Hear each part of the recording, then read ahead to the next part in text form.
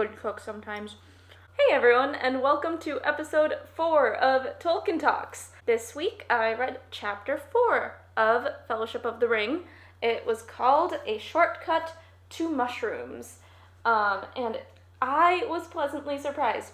I really enjoyed it. I enjoyed it so much that I made myself a mushroom dish. You can mostly see rice, but you'll see later. Yeah, I really enjoyed this chapter. So without any further ado, I'm gonna start eating my dinner because it's pretty late and talk about what happened in chapter 4 of Fellowship of the Ring. So in the first part of chapter 4, we start right where we ended, which is the journey that Frodo is going on with Pippin and Sam right now. They had just met the elves. The elves said, keep going, after being pushed a lot. And so they are making their way to Brandybuck. I want to say that's correct. Yes, it is. Or Brandywine. I don't know if it's Brandywine or Brandybuck. Whatever, I'll correct it in post. But they make their way to Brandywine, and they realize that if they stayed on the main path, which would be the fastest thing to do, they would probably encounter those dark riders, and it would be bad. So then they decide to take a shortcut through basically people's backyards, like the fields and everything, and Pippin kind of knows the way pretty much, so it's all good. It's raining a little bit, but they're still in good spirits, especially after eating. Just like I'm doing, I'm in significantly better spirits than I was 5 minutes ago. They start making their way through, and then Frodo gets scared all of a sudden because they are approaching Mr. Maggot's fields, and yes, Maggot, like the disgusting insect. And Frodo's like, oh wait, I can't go there. You can't make me go there. I used to steal his mushrooms and eat them, and that guy set his dogs after me, and this is bad. This is real bad.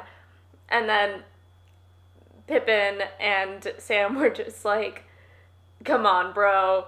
Come on. You can do this. And then Frodo was like, okay, fine. You just have to make sure that I don't, eat any mushrooms, because apparently mushrooms are, his addiction. Or maybe it's kleptomania. Maybe he likes stealing things. I mean, Bilbo stole, so, genetics are on his side for that. Basically, Frodo's just like, okay, fine, I'll go through, but, please make sure that I'm careful. So then they start passing through, and then, lo and behold, Mr. Maggot's there, and he's like, who goes there? What's going on? And he's about to set the dogs off at them, but then he, sees that it's Frodo and Pippin and Merry, and he really likes Pippin, which is great in this case, because he's like, oh, okay, it's just you guys, and he's like a jolly old man now, kind of, except he's just mean when people steal things from him, which I would be mean if people stole things from me, although I'm kind of mean anyway. At least to Tolkien, I'm mean. But then when Mr. Maggot sees that it's just people he knows, people he's familiar with, he's like, okay, fine, y'all come over, come in, have some food, because, Indians, you just ply people with food if they are guests. You're just like, here, eat everything in my kitchen, because that is hospitality. He was just being really hospitable and wonderful. So then the three of them go in, they have some beer, I guess, and, Frodo's kind of freaked out. He's like, who is this nice man all of a sudden? I was terrified of this guy, and Mr. Maggot's like, yeah, of course I was mean to you. You were stealing my mushrooms. I was growing those. Those were mine. Of course I was setting my dogs off after you, but, you've grown up a bit. You've turned out to be a good kid. It's fine. And if that ain't white, wealthy privilege, I don't know what is. But clearly Mr. Maggot is, one of those trustworthy people who is just kind of wonderful to them. And they start talking about, ways they can get to where they need to go, and the Dark Riders had just stopped in asking for Frodo beforehand, so Mr. Maggot knows that something fishy's going on, but he's not, ratting them out or anything. This isn't a Xenophilius Lovegood situation here. Actually, it's the opposite, because Mr. Maggot helps Frodo and his friends and they kind of discuss what the best way is to get to where they need to go. And then as they're talking, there's a knock on the door, and whoa, another person asking for Frodo Baggins. Oh my gosh, who is it? Is it one of those scary dark riders? No, it's not. It's Merry, love of my life. Merry arrives, and it's wonderful. It's a great reunion. And then it's the end of the chapter. Actually, it's not the end of the chapter. That last thing that happens in this chapter is something also great. As Frodo and company are leaving, Mr. Maggot pulls him aside and he's like, here, take this, it's care of my wife. And it ends up being mushrooms. And it's just really cute. And yeah, that's the whole chapter. And it was a pretty quick chapter. It was like around or less than 10 pages long, so not much to get through. Unlike this rice bowl I am currently trying to power through. But yeah, that's the summary of this chapter. And I thought it was fitting that I'd be eating during this video specifically, because they're eating and I'm eating mushrooms, they're eating mushrooms, it's perfect. It's not like if there was like a cut through cows that I'd be able to eat meat. So this is nice. So now onto my favorite parts of the chapter. Clearly I really enjoyed this chapter. My favorite person in this chapter was Mr. Maggot, this wonderful old man who just wants to live his life and doesn't mind not being left alone, but seems to be like, I prefer to be left alone, but I'll be social and I'll be friendly and I'll help you. And he's just so kind, and I don't think Frodo is going to see a lot more kindness later on, so it was really nice to see in this moment, because we know that there's a lot of darkness ahead, and this was just such a light chapter. And actually there's a line that I wanted to point out that really shows how happy this chapter is compared to the rest of the chapter. This is on page 91. The line of the river grew nearer, and the black riders began to seem like phantoms of the winds, now left far behind. And that's what this is. They had a little scare in the beginning, but then everything was pretty good going from then on. I think I forgot to mention that there was just this weird wind that came through that they heard that was strange, but other than that, it was fine. It was fine. Everything was fine. I'm hiccuping now. Clearly I'm eating too fast. But that was one of my favorite things. Let's have a tofu piece. Another one of my favorite things was just this line that was a description of the elves from Sam. And I think I'm an elf because of this. And this is the description. They are quite different from what I expected. So old and young, so gay and sad, as it were. And if that ain't me, I literally wrote, wow, it me, I am an elf. Because I feel like that should be my new Twitter bio or something, because old and young, gay and sad, I am an old soul. It is a Saturday night, and I am not out at all. So that is my old. I am youthful, otherwise, in age. I am gay and quite sad a lot of the time. Yeah, it's just it me. So yeah, those were my favorite things from this chapter. And now for my least favorite things, which there weren't a lot of, but there was just one pet peeve that I had, which is Tolkien insists on giving directions constantly. Like, this is a mythical land. I'm not gonna remember, like, whether they're going left or whether they're going right, and whether that's a good thing or a bad thing. Like, I'm bad with directions in real life, and I live in a gridded city. Like, I just don't care about the directions. And, like, I get that this is a book written for boys, or men, rather, and fandom males tend to be more about the facts and the exact things, which is why, like, baseball cards and like maps of Middle-earth are both such big deals. Whereas I was playing with Barbie dolls and dressing things up when I was little, and I write fan fiction to participate in fandom instead of trying to find out the exact shape of the Shire. You know, I just don't care, and that was That's the main thing I didn't like. I wrote why does Tolkien insist on giving directions in a mythical land when it said Frodo reckoned they had 18 miles to go in a straight line. And I'm just like, why? I don't care. 18 miles, yeah, is a lot, but like I just don't care whether they're going zigzagged or through Woodhall or whatever. It's not moving anything forward. It's just, I guess Frodo's a surveyor because he knows how much 18 miles looks like in his eyes.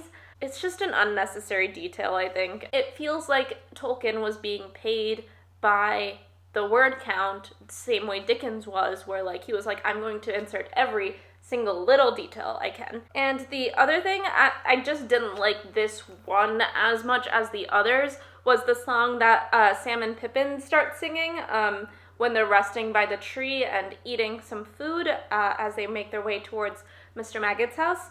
And it was, ho, ho, ho, to the bottle I go, to heal my heart and drown my woe, blah, blah, blah, blah, blah, blah, blah. It's just, it's a drinking song, even though they're not drinking. Although their spirits are very much lifted, and that was the point of it. It's like their spirits are lifted so much that it's like almost like a drunken euphoria, or a tipsy euphoria. But it's just not my favorite poem so far in this. Those are the things that I didn't really like about this chapter. For some analysis, I'm actually going to do that while you watch me cook some mushrooms. Actually, you're gonna watch me cook this dish right here, because this is a shortcut to mushrooms, and this is my shortcut to finish sitting here talking to you so that I can get to editing faster. So if you've already seen this footage, congratulations, you're gonna see it again. Obviously, I meant to post this video the day that I posted just me cooking, but I didn't get a chance to. So, yeah, there's that. December was tiring, guys. So today I just kind of wanted to talk a little bit about Sam, and on page 87 there's a little passage of Sam talking about how he is going to stay with Frodo no matter what. And this is the first time he kind of insists on his loyalty, at least since Gandalf went and disappeared.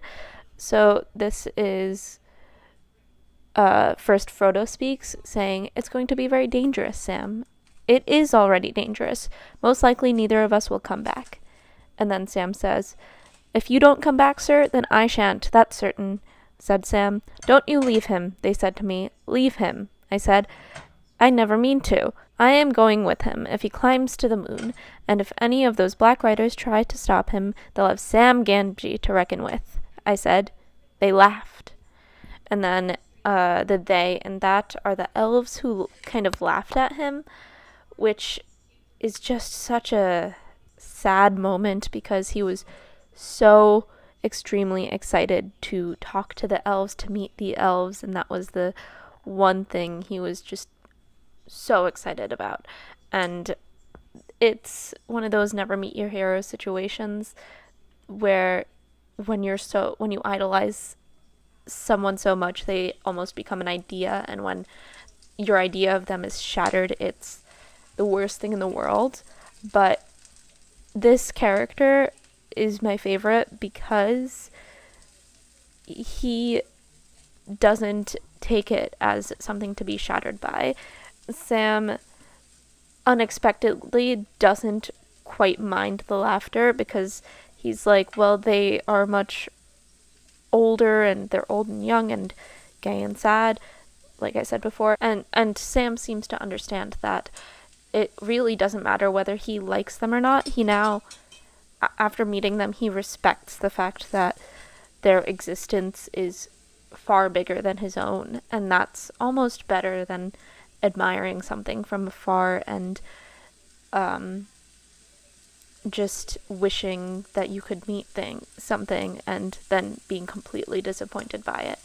It's just really interesting that is the way Sam decided to view his encounter with the elves, especially after the elves were laughing at him when Sam was kind of talking about how he was going to stay loyal to Frodo and be everything for him. It's just a little bit sad that that occurred, and I know I would be devastated by that.